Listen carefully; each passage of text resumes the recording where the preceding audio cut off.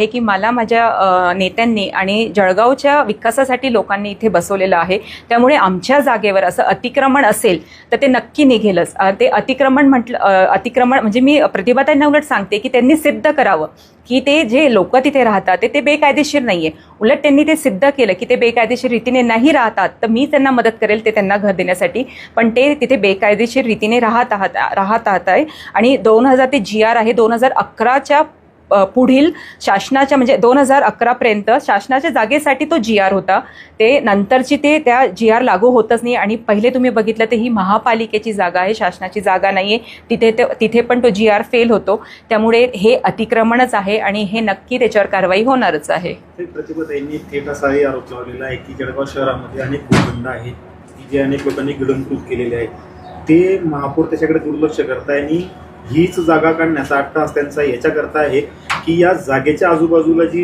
इतरांची जागा आहे ती बड्या लोकांची जागा आहे आणि त्यांना तिथं बडे प्रोजेक्ट आणायचे आणि त्यासाठीच ही झोपडपट्टी काढण्याचा जो अट्टाहास आहे तो तुमच्याकडून केला जातो। नाही, मी त्यावर सांगू शकते, मी आताही तेच सांगितलं की ती जी जागा आहे ती महापालिकेची जागा आहे, ते मला दर्शनात आलं म्हणून मी त्याच्यासाठी कारवाई करत आहे। आजूबाजूला कोणाच्या जागा आहे, माझ्या जागा तर तिथे नाहीये, पण मी काही त्या जागेवर आणण्यासाठी माझं हे नाहीच आहे, काहीच नाहीये, फक्त महापालिकेची जागा आहे आणि ती मला पुन्हा हवी, कारण की महापालिकेचे खूप अपकमिंग प्रोजेक्ट्स बाकी आहे जे आम्ही तिथे काहीतरी करू शकतो, त्यामुळे ती मला जागा खाली करायची। आणि इतरही शहरामध्ये जे अतिक्रमण जागा असतील असं प्रतिभाताईंचं म्हणणं आहे, तर त्यांनी आयुक्तांना मी सांगितलं आहे की त्यांनी ते कारवाई करावी, तपासावं आणि त्याच्यावर कारवाई करायची।